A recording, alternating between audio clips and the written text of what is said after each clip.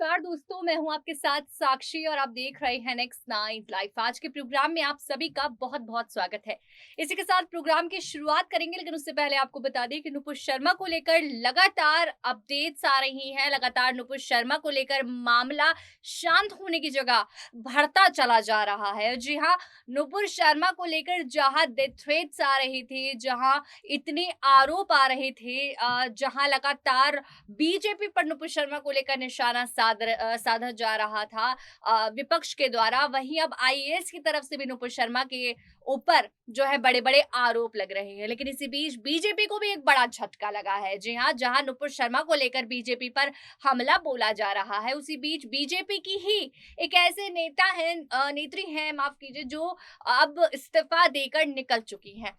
कौन है वो नेत्री, क्या वजह उसके पीछे रही है, हम जानने की कोशिश करेंगे। लेकिन उससे पहले आपको बता दें कि बीजेपी के लिए बहुत बड़ा झटका है कि इतने समय बाद कोई ऐसे आपका मंत्री अगर आपकी पार्टी से इस्तीफा दे दे।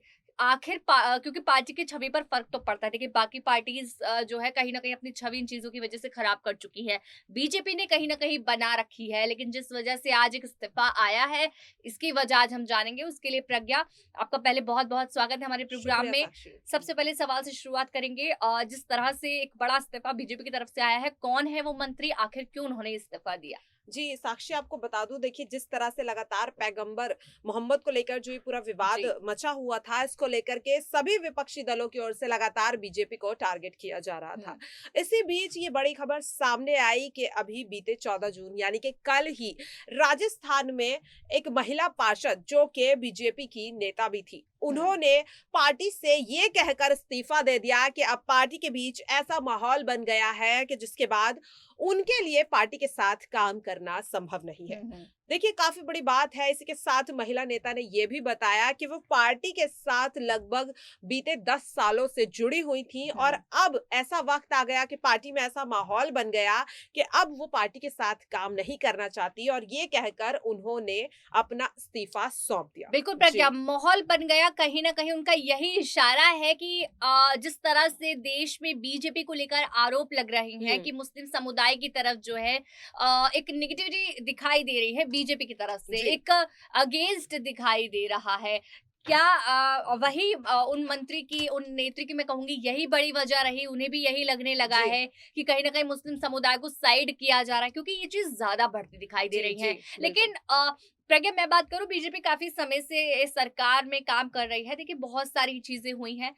अगर मैं और भी चीजें गिनवाने की कोशिश करूं तो ऐसी बहुत सारी चीजें हैं जहां बीजेपी ने कभी भी जो है इस तरह का नहीं दिखाया फेवर या अगेंस्ट दोनों मतलब कभी समुदाय भी में। हाँ, बिल्कुल, जी। हिंदू हो और या मुस्लिम हो, कभी हाँ, फ़र्क नहीं किया गया फर्क। बीजेपी की ओर से। जी, जी, और साक्षी। हुँ। एक और चीज को गौर करें तो कहीं ना कहीं उनके बारे में थोड़ा और ज्यादा सोचा है। हुँ। क्योंकि अगर हम रिजल्ट खोल के देखेंगे, बीजेपी में ऐसी बहुत सारी चीजें हैं, तो हम सवाल नहीं उठा सकते कि हाँ, उनके बारे में नहीं सोचा जाता या मुस्लिम समुदाय को बिल्कुल अलग हुँ। किया जाता है। लेकिन इस केस के बाद जितना बढ़ाया गया है मामला, जबरदस्ती उस केस को इस तरह का बनाया गया, आपको नहीं लगता है? जी, बिल्कुल साक्षी, देखिए कहीं न जी। कहीं सवाल तो उठ ही रहे हैं। जी। सवाल इसलिए उठ रहे हैं क्योंकि मुस्लिम समुदाय के लोगों का गुस्सा जो है, वो हर बीते दिन के साथ लगातार बढ़ रहा है हम्म। और अब ये गुस्सा सिर्फ़ नुपुर शर्मा के खिलाफ नहीं है साक्षी। अब ये गुस्सा उस हर इंसान के लिए या फिर हर उस नेता के लिए है, जो नुपुर शर्मा के समर्थन में बयान दे रहा हम्म। है। साफ तौर पर हमने जिस तरह से कल भी देखा कि किस तरह से पंजाब के एक प्राइवेट इंस्टीट्यूट में जिस तरह से कुछ मुस्लिम छात्रों ने एक हिंदू छात्रा बिल्कुल। को बिल्कुल। जबरदस्ती एक फेसबुक पर पे पोस्ट को डिलीट करने के लिए कहा, जी। क्योंकि उन्होंने सोशल मीडिया पर वो पोस्ट नुपुर शर्मा के समर्थन में हम्म। शेयर की थी।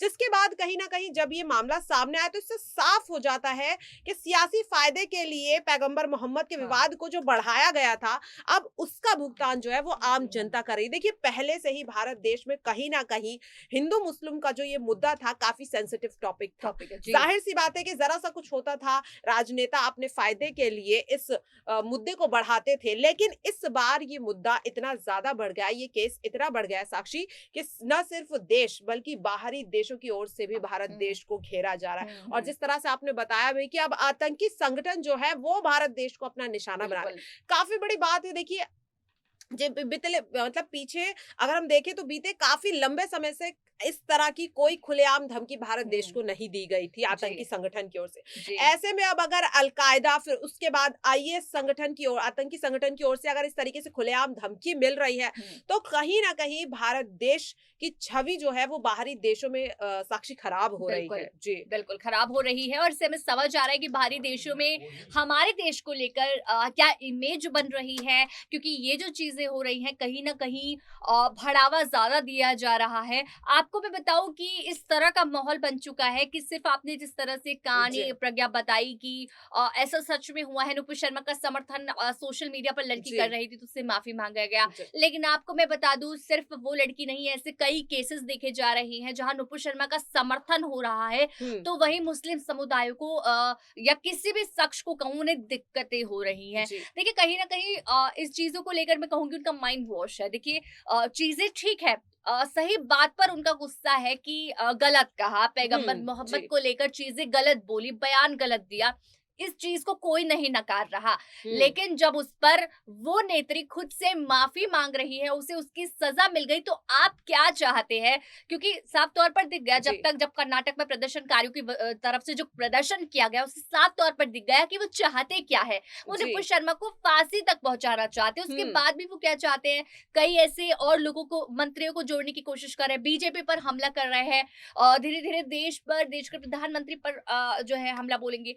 तो कहीं ना कहीं इस चीज को जबरदस्ती बढ़ाने की कोशिश की जा रही है। ये जी। मामला उसी वक्त सुलझ सकता था। तो प्रज्ञा, ये चीजें जो हम देख रहे हैं लगातार, देश की छवि खराब करने की कोशिश कौन कर रहा है?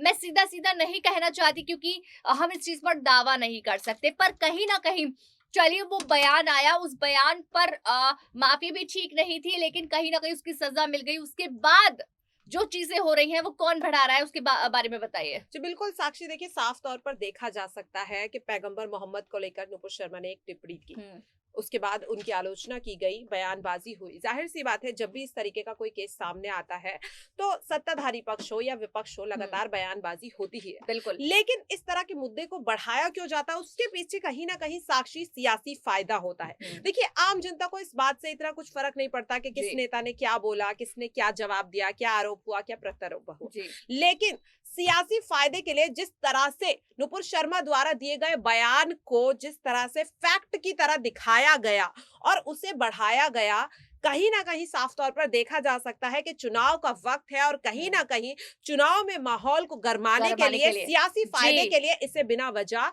इसे तूल दिया गया। जी साक्षी प्रज्ञा, जी। बहुत बड़ी बात आपने कही कि राजनीति में चुनाव आ रहे हैं, चुनावों में एक बहुत बड़ा जो है यहाँ मुद्दा उठ सकता है, बीजेपी पर बहुत बड़ा दाग जी। यहाँ लग सकता है। चुनावों में बीजेपी इस वजह से, इस मुद्दों की वजह से पीछे हो सकती है। हर कुछ राजनीति का खेल है जिसमें जनता फिर पिस गई। जी हाँ, ये ऐसा सेंसिटिव मुद्दा है जहाँ जनता ही पिसती है। लगातार ऐसे अपडेट्स आप तक आपके बीच लाते रहेंगे, उसके लिए हमारे साथ बने रहिए और देखते रहिए नेक्स्ट 9 लाइव।